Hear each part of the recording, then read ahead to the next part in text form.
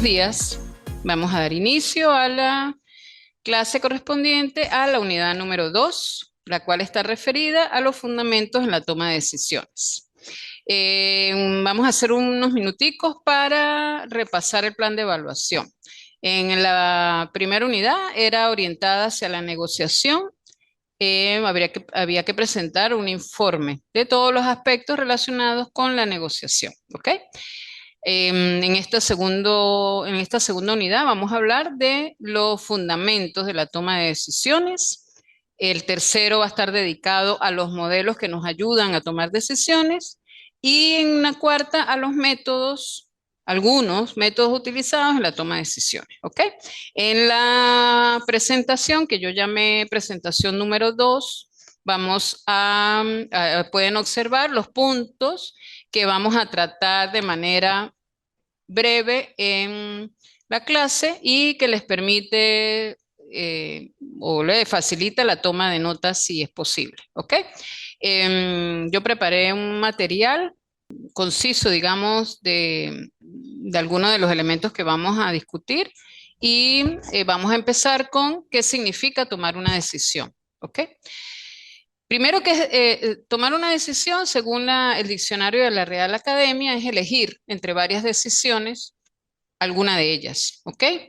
O resolverse o determinarse a efectuar una acción, ¿ok? Tomar una decisión.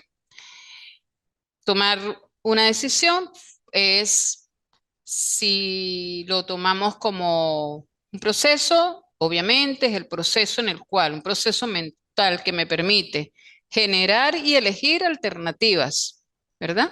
De las cuales se espera que yo pueda alcanzar un objetivo determinado, ¿ok?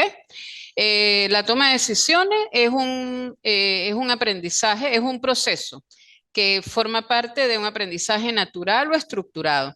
Algunas decisiones las tomamos de manera natural, inclusive sin pensarlas, y otras ameritan que nos sentemos, tomemos conciencia de las cosas y podamos tomar o elegir la mejor alternativa según el caso que estemos discutiendo. ¿Ok? Cuando nosotros hablamos de toma de decisiones, bueno, obviamente debe haber ciertos elementos para que esto se lleve a cabo. Uno de ellos es el sujeto o sujetos, que son las personas que tienen a su cargo elegir cuál alternativa, la alternativa más adecuada. Le llaman el decisor, ¿ok? Deben haber alternativas o cursos de acción, por lo menos dos, para que se dé la toma de decisión, ¿sí? Y debe haber un criterio, debe haber algo que nos sirva de parámetro o sí, de parámetro, de base, para que nosotros podamos elegir entre una u otra alternativa. Esos son los elementos que caracterizan la toma de decisiones. Por cierto, el trabajo que deben hacer con respecto a esta unidad es un ensayo. Las especificaciones del ensayo están en el plan de evaluación, ¿ok? Algunos conceptos también que están relacionados con la toma de decisiones son, primero, lo que les decía anteriormente, la toma de decisiones reflejo, que son lo que hacemos automáticamente, prácticamente las hacemos sin pensar, algunas veces llevados por las emociones, ¿sí? El cerebro de nosotros no analiza mucho, son prácticamente, o sea, son como automáticas. Hay una toma de decisiones que es deliberado o que es planificado, que es justamente el que usamos para tomar decisiones de mayor complejidad y donde existen objetivos a mediano y a corto plazo, perdón, a mediano y a largo plazo, ¿ok? Está el locus de control o el sitio de control, es lo que lo que nos indican los individuos se creen responsables de los hechos de los hechos, ¿sí? Y la memoria también forma parte de la toma de decisiones porque debe haber la capacidad de de registrar y conservar e inclusive evocar experiencias, conocimientos, sentimientos que yo tengo guardados para poder, que me sirvan como, no como fundamento, pero que me sirvan para tomar la decisión adecuada. ¿Ok? Cuando nosotros tomamos decisiones, las tomamos en diferentes ambientes, que son los ambientes de certeza, riesgo, incertidumbre estructurada o incertidumbre no estructurada. Cuando hablamos de certidumbre es porque conocemos, digamos que tenemos la certeza de todo. Cuando hablamos de riesgo es que aunque de repente conocemos la naturaleza de las cosas, no tenemos muy claro las probabilidades de que existan. La incertidumbre estructurada es que conozco los estados, más no la probabilidad. Y la incertidumbre no estructurada, pues no conozco nada. No conozco la naturaleza, no conozco qué probabilidad puede darse. ¿Ok? Esos son los ambientes de la decisión. Y también existen condiciones, obviamente referidas a los ambientes donde se mueve uno, que son para tomar las decisiones, que son la certidumbre, el riesgo y la incertidumbre. ¿Ok? Cuando hablamos de esas condiciones, pues nos damos cuenta que tomar decisiones no es fácil y que debemos tomar en cuenta muchos aspectos para llegar a la decisión más idónea y más asertiva de lo que estamos tratando. ¿Ok? Entonces, cuando hablamos de las condiciones, debemos tomar en cuenta que debe haber unas precondiciones para que esto se dé. Y según algunos estudiosos, hay que responder sí a 4 preguntas diferentes que me voy a permitir leérselas. ¿Existe una diferencia entre la situación presente y las metas deseadas? Si yo digo sí, ya estoy en puerta de que debo tomar decisiones. ¿El responsable de tomar la decisión está consciente del significado de esta diferencia? ¿El responsable de tomar la decisión se siente motivado para actuar para eliminar la diferencia? Y el responsable de tomar la decisión cuenta con los recursos necesarios, capacidad, dinero, para actuar en favor de eliminar esa diferencia. Si yo contesto sí a estas 4, pues estoy en condiciones de trabajar en función, o sea, ya me doy cuenta que debo tomar decisiones, ¿sí? Y cuando me doy cuenta de esto, pues tengo que reflexionar con respecto a en qué condiciones yo estoy tomando esa decisión. Si la condición es de certidumbre, tengo que estar clara en que la condición de los individuos son plenamente informados sobre el problema. Las soluciones alternativas son obvias y son claros los posibles resultados de cada decisión. O sea, hay certeza de las cosas, ¿ok? Puede decirse que cuando estoy en condiciones de certidumbre es fácil tomar la decisión, ¿sí? Sin embargo, el responsable de tomar la decisión debe hacerlo en función de que esa represente el resultado potencial, ¿ok?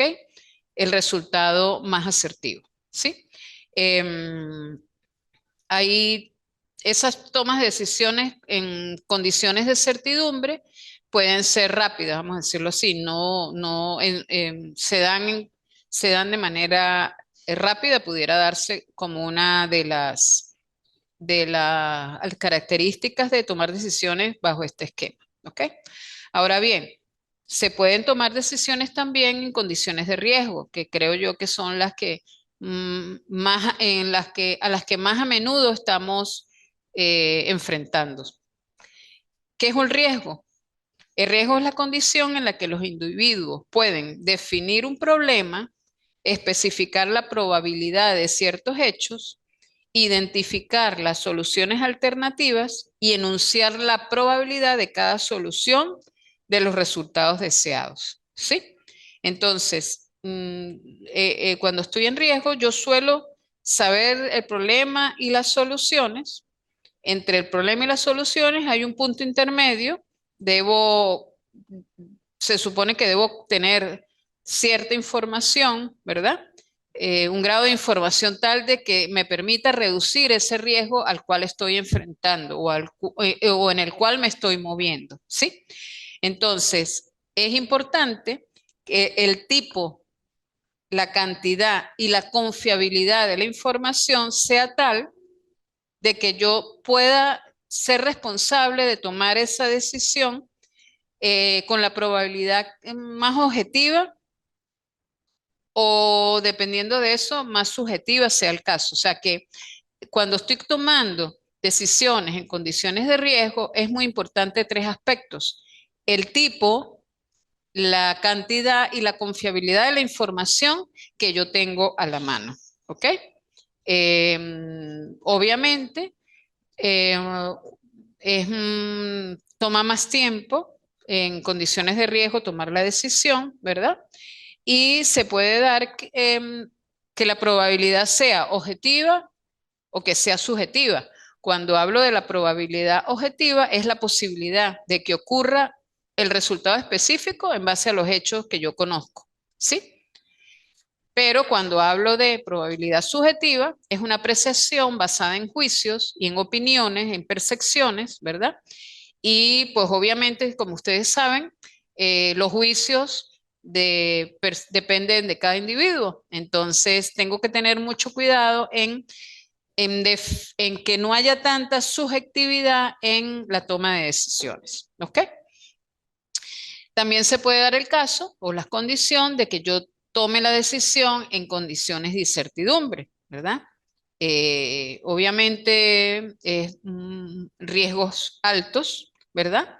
Y se puede decir que la incertidumbre es la condición en la que un individuo no dispone de información necesaria para asignarle probabilidad o a los resultados de la solución que tengo, de las soluciones que tengo como alternativa, ¿sí? Entonces, me veo imposibilitado a incluso a definir el problema, ¿verdad? Y mucho más a identificar las alternativas. Es un poco ambigua la cuestión, ¿verdad? Y mm, pienso que es, obviamente, no lo pienso yo, es una faceta muy difícil de llevar a cabo y entonces hay que tomar, digamos, em, cambiar esa condición de incertidumbre, por lo menos a la condición de riesgo, donde tenga yo más información y la información sea más confiable, ¿sí?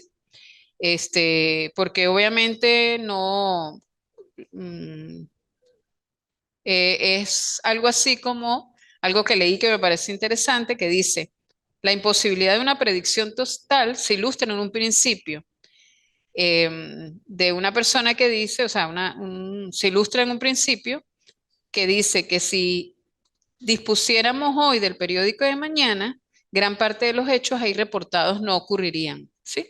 Es algo así, me pareció interesante. Bueno, entonces si hacemos un alto en este momento de lo que hemos conversado, podemos definir la decisión como el proceso mental en el cual yo elijo entre varias alternativas la que mejor pueda dar los resultados que yo espero. Debe haber sujeto, las alternativas y criterios para yo tomar la decisión. Y existen condiciones como la certidumbre, el riesgo y la incertidumbre cuando se toman decisiones. Y que cada una de ellas depende de la información que yo tenga a la mano y de que yo pueda conversar o pueda alertar sobre la probabilidad de ocurrencia que tiene cada una de las alternativas que se me presentan. ¿Ok? Ahora bien, después de conocer los ambientes o las condiciones en las cuales yo puedo tomar decisiones, yo tengo que saber qué tipo de decisión tengo, qué tipo de decisión puedo tomar. ¿Ok? Entonces las decisiones están clasificadas según la información que tengo disponible, según el nivel donde se toman y según el método que utilizo para tomarlas. ¿Ok? Entonces, según la información disponible, yo puedo, si yo tengo la información clara, exacta y completa, mi riesgo es bajo y tengo certeza de lo que estoy haciendo. Si yo tengo información con probabilidades de ocurrencia, hay un riesgo medio, ¿verdad? Y digamos que mi condición es de riesgo, pero conozco algo de la probabilidad de ocurrencia de las alternativas que tengo a disposición. Y si no tengo información, obviamente estoy bajo una decisión de riesgo alto y condición de incertidumbre. ¿Qué pasa cuando las decisiones se toman dependiendo del nivel? Pues son decisiones estratégicas, tácticas y operativas. Como su nombre lo indica, más o menos pueden ustedes ubicarse en qué nivel están tomando la decisión. Entonces, si estamos hablando de decisiones estratégicas, estamos hablando de decisiones que se toman a niveles superiores, en los niveles jerárquicos más altos, y están relacionadas con, por ejemplo, con decisiones gubernamentales que, por ejemplo, el aumento de sueldos y salarios puede ser una, ¿verdad? Y decisiones que se toman en los altos niveles directivos, ¿sí? Son decisiones de gran trascendencia, ya que esa decisión puede afectar los objetivos de la totalidad de la organización o en el caso que sean decisiones gubernamentales, pues pueden afectar a la población en general. ¿Sí? Son decisiones, generalmente, estas decisiones que se toman en el nivel estratégico son decisiones a largo plazo y que no son repetitivas, ¿ok? Y sus efectos, si no se tiene la información completa y acertada para tomarlas, pues puede llevar a errores catastróficos, ¿ok? Lo cual amerita que las personas que están, el decisor, tenga un nivel de reflexión alto y que, digamos, que sea consciente de la responsabilidad que tiene. ¿Ok? Las decisiones tácticas son decisiones rutinarias, se repiten con frecuencia, no tienen un efecto tan grande sobre la organización, ¿verdad? Y son decisiones que pueden tomar directivos o nivel intermedio y son repetitivas y digamos que se repiten y ameritan que se tome la solución al problema y listo. No, como su nombre lo indica, son tácticas. Aparece el problema, lo resuelvo y voy tomando decisiones sobre la marcha. ¿Ok? Y las decisiones operativas, bueno, son las que adoptan los ejecutivos, ¿verdad? Eh, los ejecutivos, supervisores, ¿verdad? Están relacionadas con las actividades que yo hago siempre en la empresa. El grado de repetitividad es elevado y a menudo está en las rutinas o procesos que yo realizo de manera automática. Entonces, tengo la información disponible, veo el error y se corrige rápidamente. Puede ser que afecte a corto plazo y puede ser que alguna de ellas lleve amerite alguna sanción. ¿Ok? Con respecto al método que utilizo, bueno, el método, según el método que utilizo, las decisiones pueden ser programadas o no programadas. Como su nombre lo indica, las programadas se toman frecuentemente, ¿verdad? Y las no programadas pues forman parte de situaciones que se presentan con poca frecuencia o que se presentan de repente y que debo orientarme a solucionar, ¿sí? Em, las, las decisiones programadas, em, digamos que la persona no diseña la solución, simplemente toma en cuenta las políticas y los procedimientos que hay, lo que está escrito o no escrito, y toma la decisión en función de eso, ¿sí?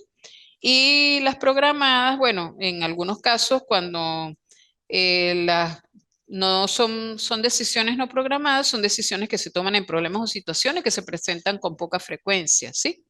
Y de repente si un problema no se presenta con tanta frecuencia al momento de presentarse, pues amerita que tú hagas la consulta de que si hay alguna política establecida, alguna ley que haga que esté establecida para tomar alguna decisión, o sea, amerita un poquito más de tiempo. ¿Por qué? Porque es algo que te sorprende y tienes que buscar la información completa y certera para que esa decisión sea la más asertiva. ¿Ok? Ahora bien, Hemos hablado de los tipos de decisiones que podemos tomar.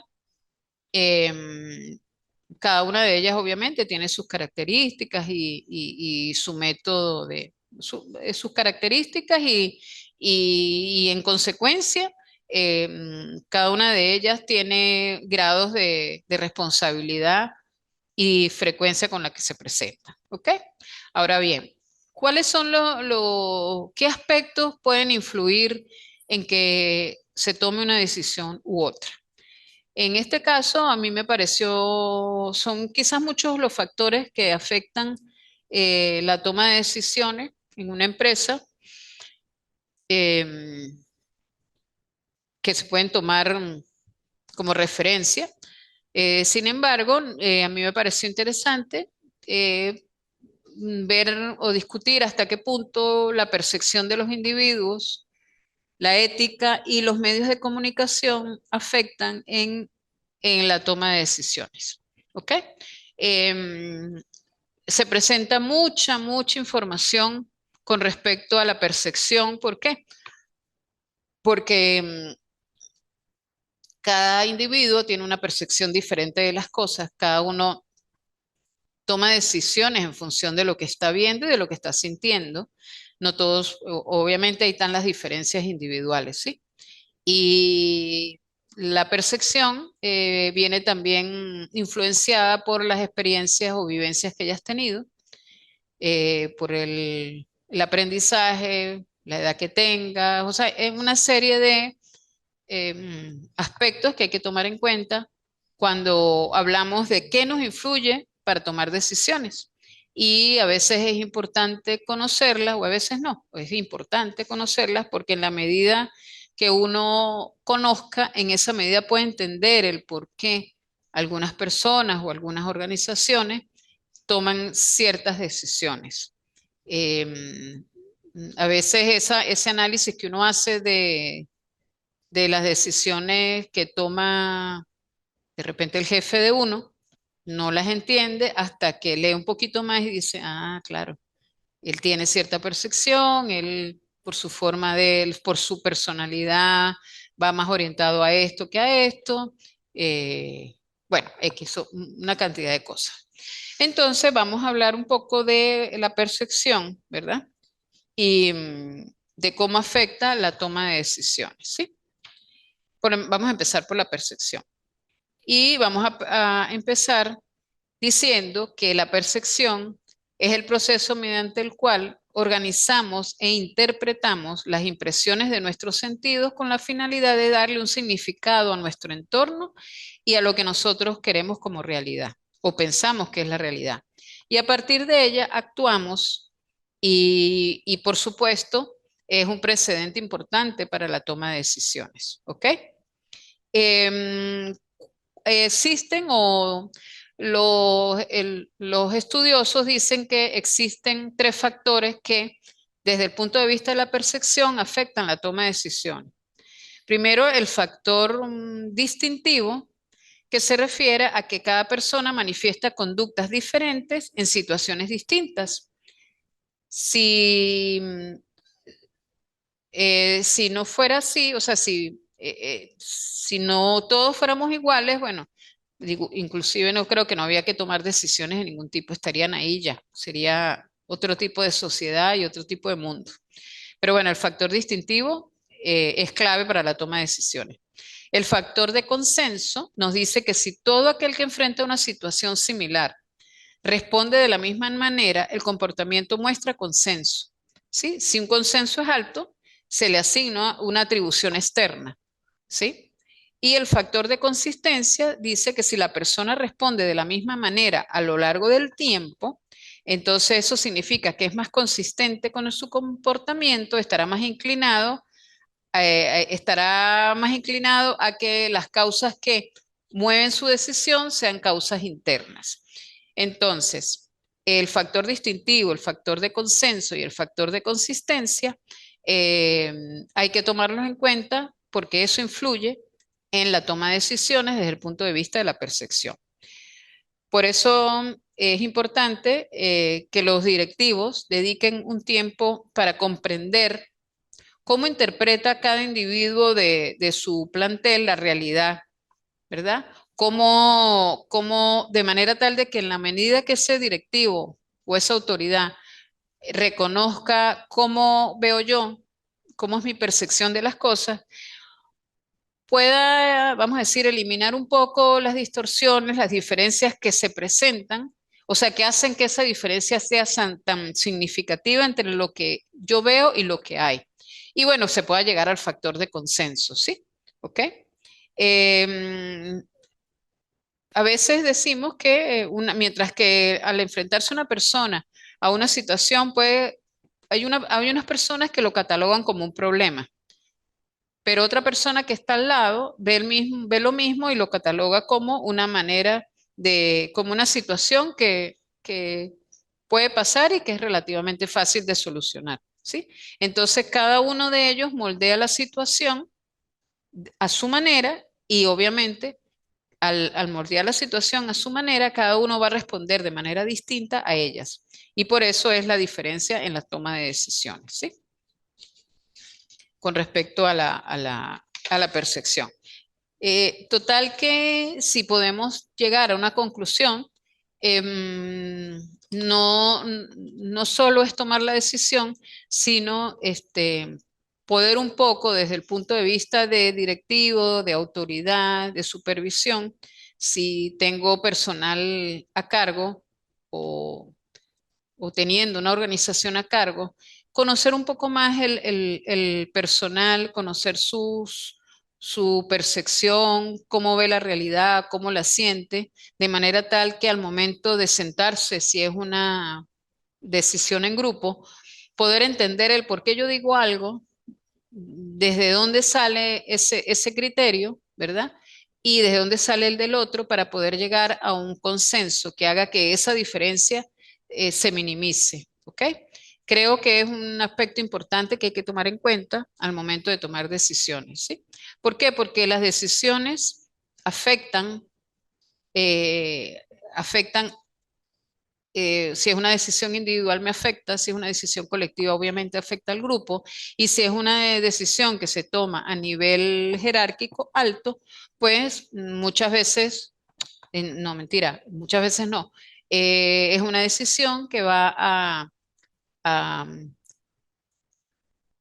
no a influenciar, que va a afectar a una población.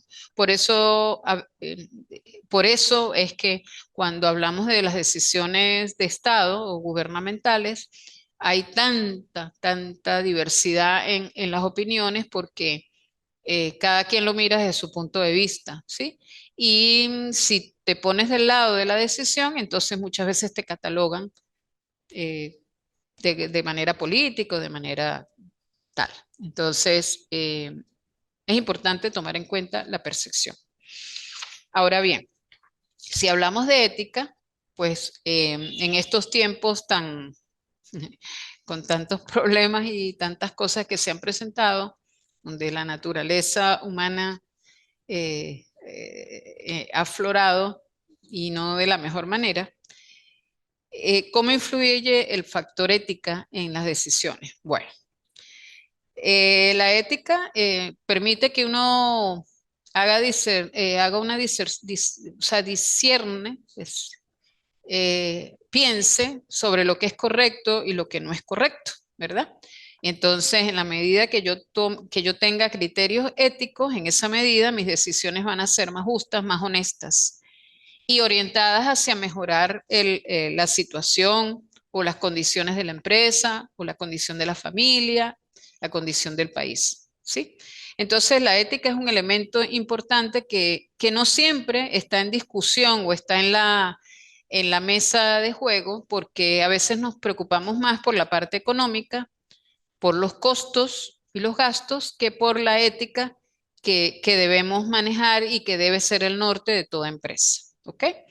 Entonces, cuando nosotros tenemos una empresa, parte de lo que amerita organizar la empresa no solo es que tenga una estructura organizativa que respete el conocimiento o el perfil del profesional, y que las responsabilidades y las funciones sean adaptadas a cada uno de los puestos de trabajo, que se les pague bien, que tengan condiciones de seguridad e higiene industrial, sino que la empresa cree un marco o una misión, una visión, unos valores que sustenten cómo es la organización a nivel ético. Porque en la medida que ese marco de comportamiento esté establecido, en esa medida los empleados o los trabajadores o su talento humano debe respetarlo porque forma parte de esa empresa. Si la empresa no tiene estimado eso, es muy difícil que pueda uno hacer uniformar la parte de ética porque no es algo que está de manera institucional.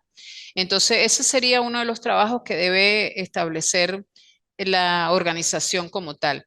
Fijar los principios morales bajo los cuales se integra la compañía, marcar las pautas de cómo debe ser la actuación en la empresa e inclusive cuál es la conducta ética que se debe seguir y si no se tiene, pues las consecuencias a las cuales están expuestos el personal y todo el que integra la institución, de manera externa, de manera interna, por supuesto, y externa, por ejemplo, cuando se trate de proveedores y eso. Todos deben estar claros de cuál es la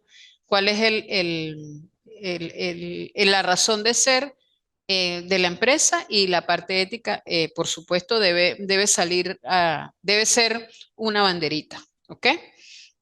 Entonces, em, obviamente, si yo, en la medida que mis criterios sean éticos o no tan éticos, en esa misma medida, mi toma de decisiones se va a ver afectada, ¿correcto? Entonces, cuando las personas toman decisiones éticas, dice aquí, que lo hace desde tres criterios que son, el primero, el utilitarismo. ¿Cuál es el utilitarismo? Está orientado a conseguir el bien mayor, ¿verdad? Busca el mayor bien al mayor número de personas y es digamos, la más común en el mundo de los negocios. Mientras esa decisión beneficia a más personas, se supone que parte del hecho de que la decisión es justa. ¿Ok? El otro principio es centrarse en los derechos, el principio no, criterio, en centrarse en los derechos, o sea, tomar decisiones sobre las libertades y privilegios fundamentales y universales, ¿correcto? Y el último criterio es centrarse en la justicia. Tengo que tomar decisiones para que las personas impongan y hagan obedecer las reglas con justicia e imparcialidad, de modo tal que haya una distribución equitativa de los beneficios y los costos. ¿Ok? Entonces, importante tener en cuenta al momento de tomar decisiones lo que está relacionado con la percepción y la ética. Con respecto a los medios de comunicación, me pareció interesante porque últimamente hay un auge de los medios de comunicación, em, no solo de los tradicionales, sino de los que las redes sociales, em, todo el mundo tiene a la mano un teléfono inteligente y el hecho de que tanta información llegue a tantas personas y el hecho de que esa información no siempre sea la más fidedigna, hace que en ocasiones la gente tome decisiones que no están dentro del marco de las decisiones asertivas, justas, ¿verdad? Y que respeten los derechos de las personas y de la comunidad. Entonces, últimamente vemos que los medios de comunicación influyen de manera importante en el colectivo, en la sociedad, ¿sí?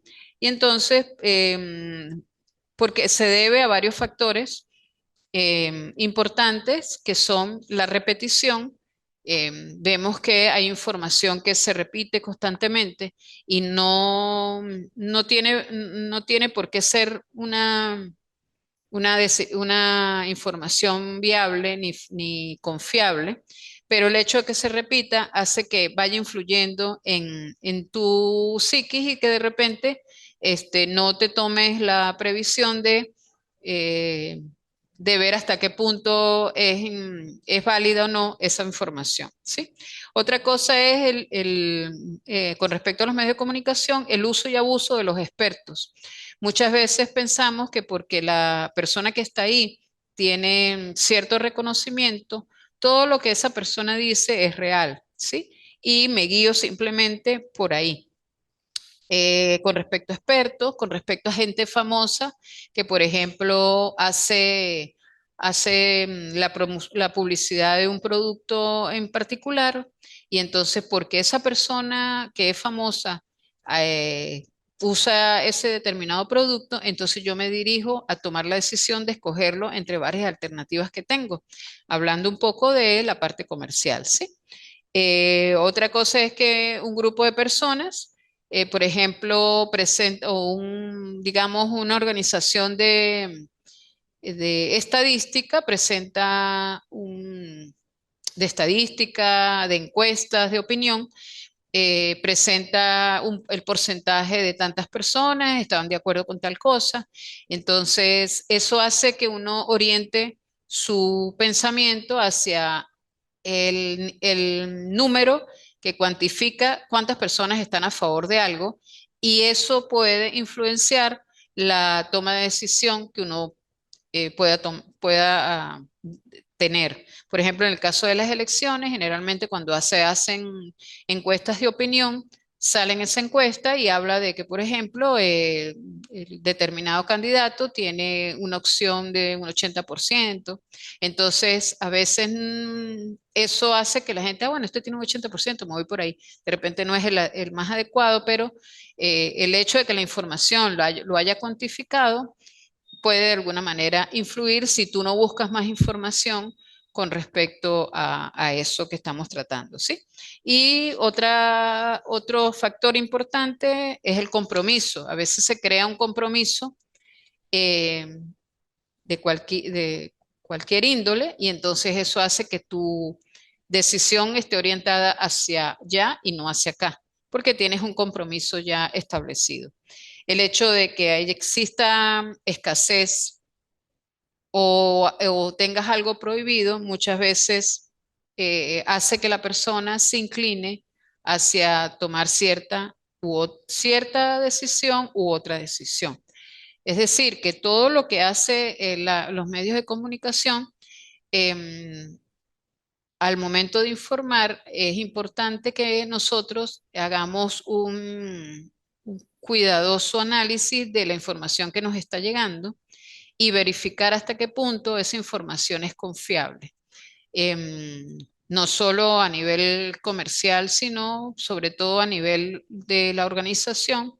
Siempre tener la información que pase por filtros de manera tal que al momento de tú tomar la decisión, la información que tienes para ello sea la idónea para que tú puedas tomar la decisión entre una alternativa u otra y tener la certeza, o por lo menos tener un riesgo mínimo de que esa decisión vaya a causar algún efecto contrario al que se desea. ¿Ok? Como último punto de esta clase está el proceso de toma de decisiones. Como les dije al principio, algunas decisiones se toman de manera automática y otras son decisiones programadas. Son decisiones que ameritan un poco más de tiempo, un poco más de análisis, un poco más de información, de seleccionar bien con quién vas a tomar la decisión y en qué momento. Entonces, existe obviamente procesos de toma de decisiones que se han establecido en la medida que los estudiosos han analizado los procesos, han analizado la toma de decisiones como el proceso mental que es y que lo estructuran de manera tal de que, de alguna manera, las personas sigan esa pauta, ¿verdad? Y el resultado sea el más cercano a lo que se desea, ¿ok? Existen procesos de toma de decisiones que abarcan mucho más pasos. ¿Por qué? Porque son mucho más específicos y existen unos que con 5 o 6 pasos se puede guiar el grupo o la persona, el decisor, para tomar ese rumbo de acción y poder llegar a la mejor toma de decisiones. ¿Ok? Mm, en la información que yo tengo aquí, hay un proceso de toma de decisiones que tiene 7 pasos, ¿verdad? Y tengo otro que tiene 11.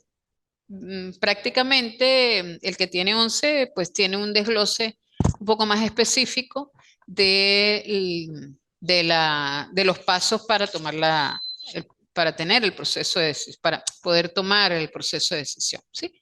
Para guiarnos por ahí.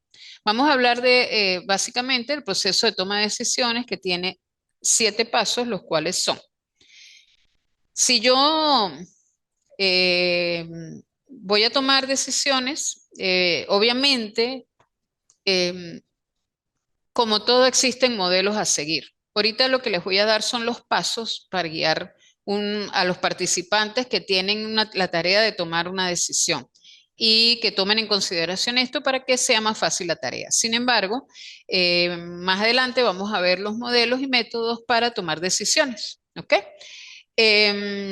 Lo primero es identificar la decisión. ¿Sí? El primer paso en una toma de decisiones es identificar el problema y para tomar una decisión, ¿sí? Tienes que identificar el problema que quieres resolver teniendo en cuenta todos los factores críticos o estratégicos que lo definen y que obstaculizan la solución, ¿sí? Primero identifico el problema para poder identificar qué tipo de decisión es la que busco. Como segundo, recopilar la información relevante, ¿verdad? Tengo que recoger la información que tenga confiabilidad, que sea oportuna, ¿verdad? Que me vaya a servir para tomar la decisión. Como tercer punto es identificar las alternativas que yo tengo, ¿verdad? Con esa información yo identifico las posibles soluciones que tengo para llegar a lo que espero, ¿sí? El cuarto es desarrollar las soluciones alternativas. O sea, mi principal objetivo es tomar la mejor decisión, por supuesto, ¿verdad? Entre las líneas de acción que tengo. Primero las identifico y después desarrollo cada una de ellas, ¿ok? Al desarrollar cada una de ellas puedo ver los pros y los contras. Puedo ver los recursos que necesito, ¿verdad? Puedo ver el personal bueno, recursos humanos, recursos técnicos, recursos financieros. ¿Ok? El cuarto, perdón, el quinto es ejecutar la decisión. Bueno, de estas alternativas que tengo, de estas 4, la que más se acerca a la que más cumple con los requisitos y recursos que yo tengo es la número 2, ¿verdad? Entonces, una vez que yo haya recopilado la información relevante, desarrollado y considerado los posibles caminos a seguir, entonces yo estoy preparado para elegir, ¿sí? Clasifico mis opciones y debo elegir la que yo considero que tiene mayor probabilidad o posibilidad de alcanzar el objetivo que yo me planteé, ¿sí? Puede ser que no solo sea una, sino que haya que hacer una combinación y bueno, solo en el momento que yo lo estoy discutiendo es que me doy cuenta de eso. Después que yo tomo la decisión o escojo la alternativa más idónea, entonces yo tengo que tomar acciones, debo hacer uso de esa decisión, ponerla en práctica, ¿sí?